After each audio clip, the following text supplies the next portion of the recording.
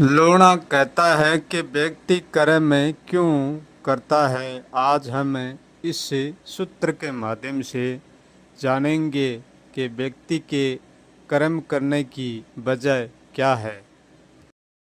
संसार के सब व्यक्तियों को यूं ही लगता है कि हम जीवन जीने के लिए कर्म करते हैं, परंतु सच तो ये है कि हम कर्म जीवन जीने के लिए नहीं करते हैं। हम कर्म जीवन मरने के लिए करते हैं, क्योंकि हमारा जीवन कभी जिया नहीं जाता। हमारा जीवन हर पल हर सांस के साथ मरा जाता है, जिया नहीं जाता।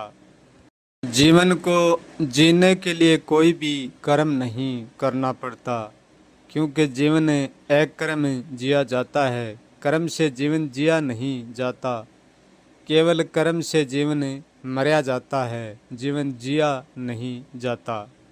परंतु ये रहस्य बहुत बड़ा विचित्र है, उल्टा मालूम पड़ता है।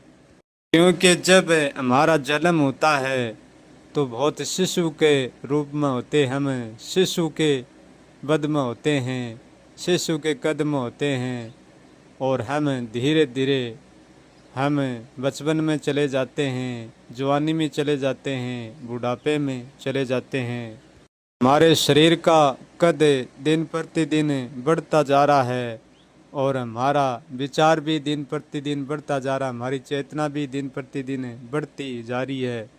तो सबको यूं ही लगता है कि हमारा जीवन का विकास आगे चल रहा है, हमारा विकास हो रहा है, हम आगे बढ़ रहे हैं जीवन में। परंतु असल में हम जीवन में आगे नहीं बढ़ रहे हैं, हम जीवन में पीछे बढ़ रहे हैं। क्योंकि सच तो यही है कि जीवन में आगे नहीं बढ़ा जाता, जीवन में पीछे ही बढ़ा जाता है। तो ये तो सबको दिखता है कि हमारा जीवन आगे बढ़ रहे हैं और हम भी आगे बढ़ रहे हैं, परंतु ये सबको नहीं दिखता है कि हमारा जीवन पीछे बढ़ रहा है। हम यहाँ जो भी भोगते हैं, जो भी करते हैं कर्म, वो यही सोचकर करते हैं कि हमारा कर्म भविष्य के लिए होगा, परंतु हमारा कर्म भविष्य के लिए नहीं होता है। हमारा कर्म केवल भूतकाल के लिए ही होता है। हमारा कर्म वर्तमान के साथ भूतकाल में बीता जा रहा है, हमारा भविष्य कभी नहीं आएगा। हम भविष्य के लिए सब कुछ मजबूती से बनाते हैं, परंतु वो भविष्य नहीं, वो भूतकाल ही होता है। भविष्य ही भूतकाल में चला जाता है, हर पल की वर्तमान से गुजर कर जाता है। भविष्य कभी आगे नहीं आता, भविष्य पीछे जाता है। वर्तमान से गुजर कर भविष्य का पीछे जाना ही भूतकाल कहलाता है। भविष्य की आने वाली कल वह भूतकाल ही लेकर आती है, भविष्य लेकर नहीं आती है। क्योंकि हम जिस समय जितना बढ़ते हैं इतना ही तुरंत मिट जाते हैं, क्योंकि हमारा बढ़ना हमारे कभी नज़र नहीं आएगा, और हमारा न बढ़ना हमारे हमेशा सामने रहता है। और जो हमारा बढ़ना हमारे सामने रहता है वही तो हमारी भूल है, वही हमारा दिखावा है। जितना बढ़ते हैं इतना ही तुरंत मिट जाते हैं, जितना हम पाते हैं इतना ही तुरंत हम पहले से ही खो देते हैं। इतना हम जानते हैं इतना ही हम भूल जाते हैं। इतना हम होश में होते हैं इतना ही हम बेहोश में होते हैं। जितना हम जागते हैं इतना ही हम सो जाते हैं। क्योंकि हमारा जीवन बड़ा होकर जन्मता है और छोटा होकर मरता है। जन्म से जीवन छोटा दिखता है, वो छोटा नहीं है, वो बड़ा है। अंतिम मृत्यु का जीवन बड़ा दिखता है, वो बड़ा नहीं है, वो बिल्कुल छोटा है। हम जो भी भोगते हैं, जो भी त्यागते हैं, वो ना तो हम अगले में भोगते हैं और ना पिछले में, सब कुछ वर्तमान में ही। वर्तमान ना तो अगला होता है और ना पिछला होता है। जीवन वर्तमान से गुजरता है, इसलिए अज्ञान के कारण ये अगला और पिछला दिखता है। जितनी हमारे भीतरे वासना उठती है, इतनी हमारे भीतरे निर्वासना ही उसी समय ही उठ जाती है। हम कभी भी खाली नहीं रख सकते हैं खुद को। हम जितना खाली करेंगे इतना ही तुरंत भर जाएंगे। यदि खाली होना है तो खाली को भी खाली करना नहीं है। यदि खाली करेंगे तो तुरंत भरेंगे। हम एक चीज़ से खाली होंगे तो दूसरी भर जाएगी, दूसरी से होंगे तीसरी भर जाएंगी।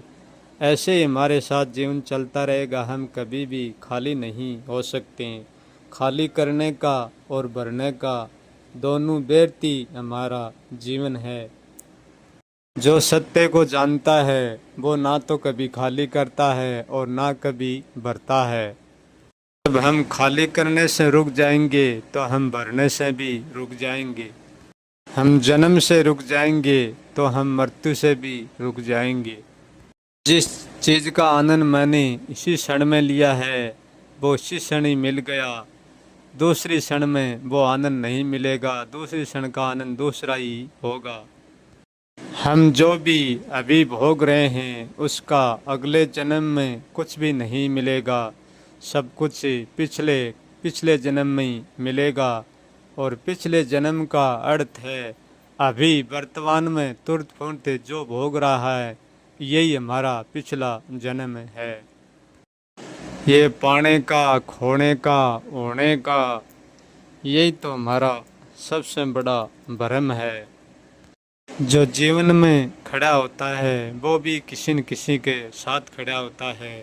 और जो मरने के बाद मौत में प्रवेश कर जाता है वो भी किसी न किसी के साथ खड़ा होता है। जो प्रकाश के साथ खड़ा है उसको अंधेरे के साथ भी खड़ा होना पड़ेगा। और जो चेतन के साथ खड़ा है उसको अंधकार के साथ भी खड़ा होना पड़ेगा। मौन के साथ खड़ा है उसको सुनने के साथ भी खड़ा होना पड़ेगा। विचार के साथ खड़ा है उसको वाणी के साथ भी खड़ा होना पड़ेगा। जो किसी के साथ खड़ा है वो सब कुछ है। और जो किसी के भी साथ नहीं खड़ा है वो कुछ भी नहीं है। ना तो कोई सुनने के साथ है, ना कोई मौन के साथ, ना कोई अंधेरे के साथ है, ना कोई प्रकाश के साथ। जो व्यक्ति इस बात को जानता है कि मैं किसी न किसी के साथ खड़ा रहता हूँ हमेशा, उस व्यक्ति को पता चल जाता कि ये सब कुछ मैंने ही बनाया है और मैं ही उनके साथ खड़ा हूँ। जो भी करता है, करता में आता है, वो सारा इस चेतन ने खुद नहीं बनाया है। जब चेतना जान लेती है कि सारा मेरा ही बनाया हुआ जाल है तो इसको तोड़ भी सकती है। हम जो भी कुछ भी बनाते हैं हम उसी के सारे ही खड़े रहते हैं। यदि हम कुछ भी नहीं बनाएंगे तो हम कभी भी खड़े नहीं होएंगे, कभी भी कुछ भी नहीं बनेंगे। कुछ को व्यक्ति मिटा देता है तो वो बिल्कुल अकेला है, उसके हाथ में कोई भी पहलू नहीं है। जब तक हम बनकी और बना के रखते हैं, जब तक हमारे हाथ में दोनों पहलू रहते हैं। पहलू क्या है? एक होना और एक कुछ भी नहीं होना। तो सब कुछ है, एक कुछ भी नहीं, यही वह दो पहलू है। हमारी तरफ से हम इन दोनों को मिटा देंगे तो हमारा अस्तित्व भी मिट जाएगा और हम भी मिट जाएंगे।